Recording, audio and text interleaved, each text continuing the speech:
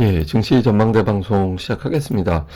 지난주 주요국 증시 보면 대체로 중국 정도 제외하고는 웬만하면 올라가긴 했죠. 일본이 제일 강했고, 대만하고 홍콩도 괜찮았고, 코스피도 나름대로 괜찮았습니다. 그러니까 물가 지표가 좀 무난하게 나왔고, 또 우리나라도 마찬가지지만 이제 미국 기업들 어닝 시즌도 출발은 양호하잖아요. 근데 다만 그러니까 중동 변수 계속 이어지면서 국제 유가가 올라가다 보니까 좀 조심스러워하는, 예, 주 후반에는 좀 조심스러워하는, 예, 그런 움직임도 있었습니다. 그래서 뭐 지수 올라갔다 하더라도 전체적으로 지표를 보면 시원스럽게 올라간다 이런 분위기보다는 금리는 빠졌지만 유가가 올라가서 금리 하락한 효과를 누리지 못하고 좀 변동성이 이어지는 가운데 약간의 어떤 반등 시도가 나온 한 주였다 이렇게 볼 수 있겠죠.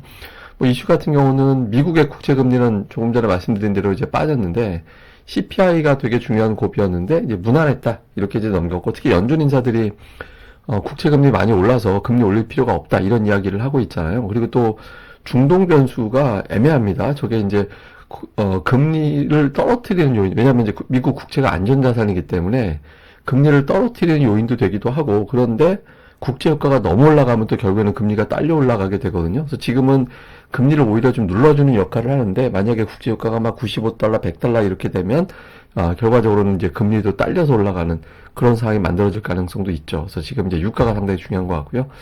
중동 문제는 여기저기 이제 유가 상승을 경고하는 목소리들이 나오고 있거든요. 뭐 일본은 150달러 간다 이런 이야기들도 나오고 있는데, 앞서 말씀드린 대로 금리 내리는 요인으로도 작용하는 것 같다. 그래서 중동 사태가 미국의 국채 금리 상승을 막고 있다. 뭐 이렇게 해석하는 쪽도 일본은 있습니다. 근데 조금 전에 말씀드린 대로 적당한 선, 예, 그게 중요한 것 같고요. 우리나라는 이제 주요 기업들, 뭐 삼성전자, LG에너지솔루션, LG전자가 전부 다 예당시 상회하는 이익을 공개를 했죠. 잘 넘겼고, 근데 문제는 외국인들 매도가 15거래일 연속해서 매도가 나오면서 코스피가 이제 쭉쭉 밀고 올라가기보다는 강한 기술적 반등 이후에 또 변동성이 나오는 그런 형태가 됐고, 코스닥 쪽에서는 HBM 관련된 종목군들 제외하고는 추세를 잡고 움직이는 종목이 별로 없어서 시장은 좀 차별화 장세, 예, 차별화 장세 형태로 반등은 나오는데 차별화 장세 형태가 진행이 되고 있다 이렇게 보면 되겠습니다. 인플레이션 관련된 지표는 한번 짚고 넘어가야 될 것 같은데, 미국의 CPI인데 CPI 헤드라인은 좀 올라갔지만 근원 CPI가 지금 내려가고 있잖아요. 그러니까 뭐 주거 비용이 좀 올라갔다라고 하지만 최근에 뭐 임대료라든가 이런 것들 추세로 봤을 때는 다시 주거비는 좀 안정될 것 같다. 그러니까 이런 어떤 주장들이 많이 있거든요. 그리고 또 하나는 임금 상승률이 되게 중요한데, 이게 이제 뭐냐면 위에 보이는 선이 이직할 때 내가 어디 스카우트 제의를 받으면 더 비싼 이제 급여를 받기로 보장받고 옮길 거잖아요. 그리고 내 직장에 머물고 있을 때는 아무래도 임금 상승률은 좀 제한적일 거고, 근데 그 격차가 되게 컸다라는 거예요. 그러면 나는 옮겨가야지 더 많이 주니까, 그러면 기존에 이제 회사에서는 이 사람 월급을 올려줘야지만 붙을 수 있잖아요. 그러니까 이게 이제 8.8%포인트 정도 급여 격차가 났다가 최근 들어서는 옮기려고 하는 사람들의, 옮긴 사람들의 급여가 상승률이 떨어지고 있다라는 거예요. 그래서 지금은 3.1 정도, 그러니까 절반 이하로 거의 3분의 1 가까이로 좀 줄었거든요. 그래서 임금 상승률이 줄어드는 조짐이다. 그래서 결과적으로 인플레이션은 좀 완만하긴 하더라도 방향성은 좀 내려갈 것 같다. 이런 주장들이 좀 있습니다. 그래서 인플레 수치 나왔을 때 시장이 뭐 그렇게 금리가 뭐 엄청나게 치솟아 올라간다든가 이제 그런 반응이 좀 없었던 이유로 보여집니다. 그리고 또 하나는 이제 연준 인사들 발언이 대부분 다 보면 추가 금리 인상 필요 없다라고 얘기하는 사람들이 되게 많아요. 근데 뭐 그런 얘기 안 하는 사람들도 있긴 있죠. 뭐 닐 카시카리 같은 경우는 장기 국채 금리가 올라가서 이것 때문에 수요가 줄어들면 인플레이션에 영향을 줄 수 있다. 뭐 이런 이야기 하는 정도인데, 어쨌든 대체로 보면 뭐 요게 이제 코멘트들 좀 요약한 건데, 대부분 다 미국의 국채 금리 올라서 우리가 굳이 금리 올리지 않아도 효과가 있는 것 같다 이런 이야기를 하거든요. 근데 이 사람들의 성향을 좀 보면 이게 위로 올라갈수록 맵하고 아래쪽으로 내려올수록 비둘기파거든요. 근데 지금 보시면 비둘기파적인 사람들이 발언이 많긴 했어요. 그런데 이제 닐 카시카리나 로리 로건 같은 경우는 매파 쪽으로 분류가 되는 사람들이거든요. 이 사람들도 이제 약간 이제 기존의 어떤 매우 센 발언보다는 후퇴가 됐습니다. 그리고 금리를 안 올려도 될 것 같은데 라는 식으로 해석될 수 있는 발언을 하기도 하고 있고, 그래서 최근에 이제 국채 금리가 뭐 갑자기 올라갔다가도 이전 고점 4.8은 안 넘어가고 있잖아요. 그래서 이런 부분들도 이제 투자자들이 조금은 의식을 하고 있는 것 같다. 이렇게 보면 되겠습니다. 그래서 지표 보면 미국의 국채금리 내려가고 있고, 이거는 국채금리 내려간다라는 거는 국채 가격이 올라가고 있다라는 거죠. 그 다음에 국채유가는 반면에 좀 내려가다가, 제법 내려가다가, 뭐 제재 문제라든가 이런 것들이 또 제기가 돼서 주말에 이제 6% 가까이 이제 급등을 해서 88달러 언저리까지 왔고, 금 가격이 또 지난 주말에 화제가 됐는데, 그러니까 3%나 올라갔거든요. 그래서 안전자산이라고 할 수 있는 금과 미국 국채가 올라갔다. 이거는 좀 주목해 볼 만합니다. 그러니까 이게 이제 금 올라가는 거는 저는 장기적으로 2,000달러가 이제 고비니까 이제 그걸 넘어가고 나서야 이제 우리가 얘기를 해볼 필요가 있는 것 같고, 근데 어쨌든 안전자산 중에 하나가 미국의 국채이기 때문에 전쟁 상황이 이제 국채를 지금 눌러주고 있는, 떨어뜨려주는 그런 역할을 좀 하고 있거든요. 그래서 유가가 조금 이 정도 좀 돌파하지 않고 여기서 좀 억제가 된다면 결과적으로 이제 국채가 좀 더 안정돼서 좀 고비를 넘기는 그런 과정도 나올 수는 있을 것 같습니다. 그래서 어쨌든 유가가 고비인 것 같아요. 그 다음에 이제 미국의 종목들 보면 에너지죠. 어쩔 수 없죠. 뭐 전쟁 관련된 이슈가 있기 때문에 로키드 마틴이나 대번 에너지 같은 종목군들이 올라가고, 일라일 릴리가 지난주에 좀 유난히 강했고, 그다음에 JP 모건이 지난주 주말에 올라간 것 때문에 올라가고, 그 외에는 뭐 좀 전체적으로는 약보합 정도 좀 빠지는 정도 움직였고요. 우리나라에서는 이제 뭐 삼성중공업이 이제 올라가고, LG와 LG에너지가 되게 오랫동안 빠졌던 종목인데 좀 반응이 있었죠. 그리고 뭐 GS건설이나 현대차 정도가 빠진 것 외에는 지난주 코스피 지수가 2% 올랐기 때문에 전체적으로 좀 반등 시도하는 모습이었고요.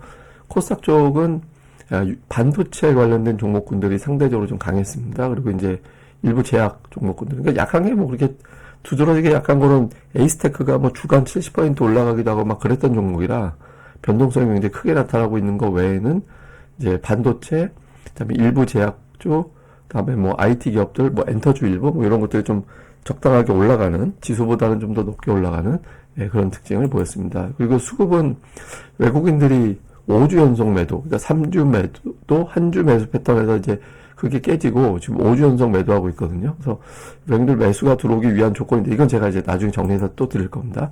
그리고 이제 글로벌 펀드 동향은 이제 자금이 선진국 쪽이든 신흥 쪽이든 다 유출되는 이제 그런 모습을 좀 보여서 외국인 투자자들이 뭐 적극적으로 매수할 환경은 아닌데, 다만 이제 국채 금리가 어느 정도 빠져주면 이제 다시 또 자금이 들어오긴 할 거거든요. 근데 지금 당장은 외국인들이 뭐 적극적으로 주식을 담는 환경은 아닌 걸로 보여진다. 이렇게 보면 되겠습니다. 그리고 아시아에서는 조금 변화가 생겼어요.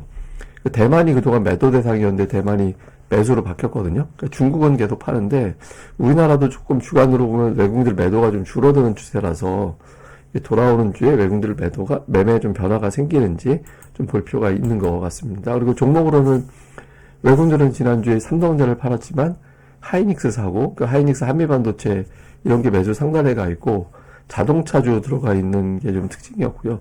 다음에 이제 기관 쪽은 삼성전자만 5천억. 근데 이게 지난주 외국인들 선물 매수하면서 금융투자가 매수로 붙인 거라 시가총액 상위 종목은 대부분 다 이제 순매수로 들어가 있어요. 그래서 어쨌든 근데 실적 발표가 잘 나오면서 삼성전자를 매수하고 있다라는 거는 좀 주목해 볼 만하고, 코스닥 쪽에서는 외국인 투자들의 이제 엔터주가 좀 들어가 있는 게 있고, 그다음에 뭐 셀트리온 헬스케어 뭐 이런 게 좀 일부 있습니다만은 지난주에 에코프로비엠이 순매수 상단에 없죠. 그러니까 외국인 기관 다 보면 순매수 상단에 에코프로비엠이 없어요. 그래서 그런 형태를 좀 보였고, 외국인들은 조금 업종의 다양성 같은 골라 담는 그런 느낌이고, 기관 투자자들 같은 경우는 좀 IT 계열의 종목 수가 되게 많습니다. 그래서 좀 전체적으로 순매수한 상위권 종목 보면 한 40% 근접하는 수치 정도가 IT 계열의 종목군들을 좀 담는 게 기관의 특징이었고, 그 종목들이 이제 10월 들어서 첫 번째, 아까 뭐 유진테크 보여드렸습니다만은, 이 10월에 두 자릿수 이상 올라간 종목들도 은근히 많거든요. 그래서 이 종목들이 좀 시장을 현재까지는 주도하고 있다. 그래서 이번 주에 또 새롭게 매수가 되는 종목이 뭐가 있는지도 봐야 될 것 같습니다.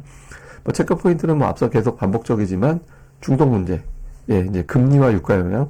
제가 이게 예상은 안 할게요. 제가 예상은 안 할 건데, 어쨌든 금리를 떨어뜨리는 요인으로 작용을 하고 있는데 유가가 문제죠. 그래서 좀 유가가 결과적으로는 이제 미국이 생산량을 좀 늘리고 있거든요. 그래서 그런 이슈도 있어서, 또 지금 사우디가 뭐 늘릴 거다 뭐 이런 이야기 좀 하는 것도 있었잖아요. 그런 기존의 어떤 기대감을 그대로 갈 수 있는 거냐, 이걸 좀 볼 필요가 있고, 다음에 이제 전쟁 트레이드 매매, 이게 전쟁이라는 단어를 제가 쓰는 게 아니고요. 그러니까 전쟁은 저게 이제 이런 용어가 나왔어요. 그래서 이게 뭐냐면 주말에 이제 빅테크가 하락하고 에너지주가 올라가고 미국의 국채와 골드가 올라갔잖아요. 그래서 이게 이제 빅테크 매도하고 그쪽으로 자금이 넘어가는 현상을 얘기하는 거거든요. 근데 그게 이제 제가 보기에는 주말에 24시간 이내에 가자 지구에다 철수해라. 그러니까 이런 어떤 이제 이스라엘의 경고가 있었기 때문에 주말 전에 주식을 덜어내는, 주말에 뭔 일 생길지 모르니까 이제 그런 매매가 가동이 됐던 것 같거든요. 그래서 그게 본격적인 전쟁 트레이드는 아닌 것 같은데 어쨌든 주초에도 이런 현상이 나오는지 좀 볼 필요가 있고, 그 다음에 이제 외국인들이 삼성전자를 지금 팔고 있는데 사실 올해 결과적으로 삼성전자 엄청 많이 사놨거든요. 실적도 잘 나왔고, 그래서 삼성전자 또 지금 최근에 PBR 기준으로 보면 최근 5년 중에서는 작년 빼면 두 번째로 낮은 수준으로 거래가 되고 있거든요. 그래서 삼성전자를 또 동네 바보용으로 계속 둘 거냐, 이게 이제 우리 증시에서는 제일 중요한 포인트가 되겠죠. 그리고 코스닥에서는 HBM, 반도체 내에서도 HBM만 골라 올라가는 형태가 되고 있거든요. 그래서 이것도, 근데 제가 보기에는 제가 이제 제약 바이오, 반도체, 그다음에 이제 하여튼 이런 류의 어떤 기업들, 2차 전지 등등 중에서 한 두 개 정도는 올라가 줘야 시장이 편안하게 간다라고 말씀을 드렸잖아요. 그래서 HBM에서 또 반도체로 확산이 되고 하나 정도 업종이 뭐 말씀드리지 않은 업종 중에서도 좀 들어올 가능성도 있어 보이거든요. 그래서 이번 주에 좀 부각되는 종목군들이 뭐가 등장하는지 이것도 좀 봐야 될 것 같습니다. 자, 이거는 뭐냐면 우리가 이제 그 코스피 지수의 일반적인 어떤 월봉입니다. 그러니까 보시면 뭐 그래도 좀 올라갔죠. 한 10% 정도 올라갔거든요. 한참 동안 좀 제법 올라가 있다가 지금 제법 낮아졌는데, 이제 문제는 뭐냐면 외국인들로 시각으로 보는 달러 차트로 보면 올라간 게 없어요. 이게 지금 우리나라 이제 원화 차트로 보면 10% 이 정도 연초 대비 올라간 거거든요. 근데 지금 보시면 올라간 게 없잖아요. 그러니까 외국인 투자자들 입장에서는 번 게 없는 거예요. 그러니까 종목들 별로 올라간 게 없는데 이렇게 생각할 정도로 내려와 있거든요. 이게 이제 지수만 그런 게 아니라 삼성전자만 봐도 이렇습니다. 그러니까 삼성전자가 지금 이제 23% 정도 올랐거든요. 근데 달러 차트로는 15%밖에 안 올랐어요. 그나마 지수보다는 선전하긴 했죠. 그러니까 외국인들 입장에서는 지금 장이 되게 나쁜 거고, 환율에 대한 어떤 부담 때문에 주식을 매도할 수밖에 없는 환경이 되고 있는 거거든요. 역으로 생각하면 외국인 투자들 눈으로는 주식 되게 싸졌는데 이런 인식도 있습니다. 근데 안 사잖아요. 그럼 언제 살까? 이게 뭐냐면 외국인들 매매 추이하고 미국 국채 금리하고 제가 비교를 해서 한번 차트로 그려봤거든요. 근데 잘 보시면 금리가 계속 올라갈 때 이제 외국인들이 올라가는 추세에서 일단 좀 팔고, 그다음에 횡보하는 추세에서는 외국인들이 거의 매매를 안 하다가 또 금리가 올라가니까 또 주식을 팔았잖아요. 근데 이게 팔기 시작한 라인을 볼 필요가 있습니다. 이거 4.3%예요. 그러니까 4.3% 부근으로 다가갈 때 주식을 이제 그러니까 한번 팔고, 그다음에 이제 4.3% 넘어가면서부터는 아예 그냥 매도 쪽으로 쭉 내려오는 그런 현상을 보였거든요. 그러니까 이게 4.3% 밑으로 가야지만 외국인들이 컴백한다라기보다는 이게 이제 4.3%를 향해서 가겠구나라는 생각만 들면 환차익을 노릴 수 있는 자리이기 때문에 이제 외국인 투자자들의 매수가 가동될 수 있거든요. 그래서 제가 보기에는 그 기준이 앞에 4자가 보여야 되지 않나. 지금 이제 4.6%대 되고 있는데 4.4%대가 보인다라면 외국인들이 좀 돌아오지 않을까?